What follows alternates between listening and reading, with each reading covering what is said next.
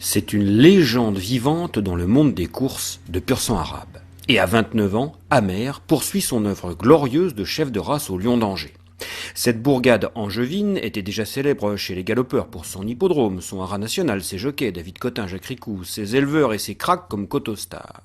Mais voilà qu'elle abrite le meilleur étalon pur sang arabe des temps modernes. Amer, au haras du Grand Courgeon, acquis récemment par Alban de Mieul, l'entraîneur d'Umcarn Farm au Qatar. Lui qui affiche 90% de vainqueurs par chevaux ayant couru, avec plus de 80 victoires de groupe 1, le père de Général fait toujours la monte à 29 ans.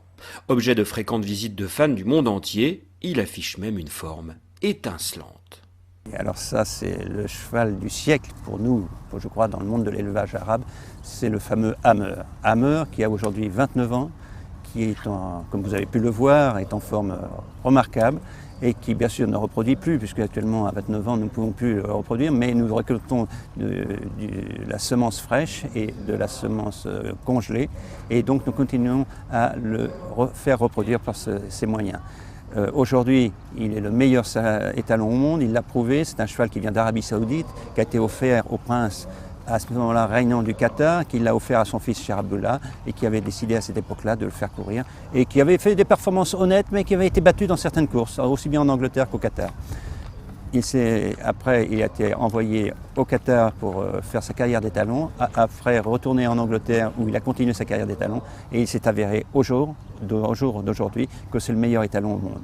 Dans la production d'Amer, nous avons eu Daïch, que tout le monde a connu, qui a gagné partout dans le monde, aussi bien Dubaï, Turquie. Nous avons aussi ces produits comme Majel Arabe, Nizam, qui ont été des fantastiques chevaux, et puis bien sûr Général, que tout le monde connaît, mais surtout en pouliche, j'ai eu une jument fantastique qui s'appelait Aldama, qui était merveilleusement bonne. Nous avons eu Alanoud, nous avons eu beaucoup de chevaux, j'en ai eu tellement la chance d'entraîner tous ces bons chevaux grâce à lui. Vous savez, c'est le Saddle Swells des pur sang, j'ai presque envie de dire.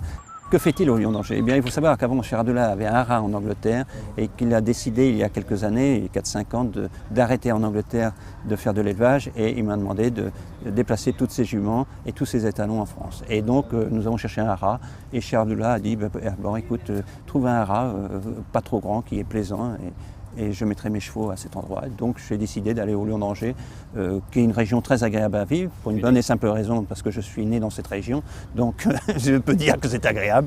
Et voilà, c'est près de la Normandie, c'est près du sud-ouest, c'est entre les deux. Pour l'élevage, je crois que c'est bien. Ce sont des très bonnes terres, mais pas trop riches comme la Normandie, ce qui est bien pour l'élevage des chevaux arabes. Et de toute façon, nous pouvons voir que dans l'ouest, nous élevons de très bons chevaux, aussi bien de plat que d'obstacles, et maintenant, aujourd'hui, d'arabes.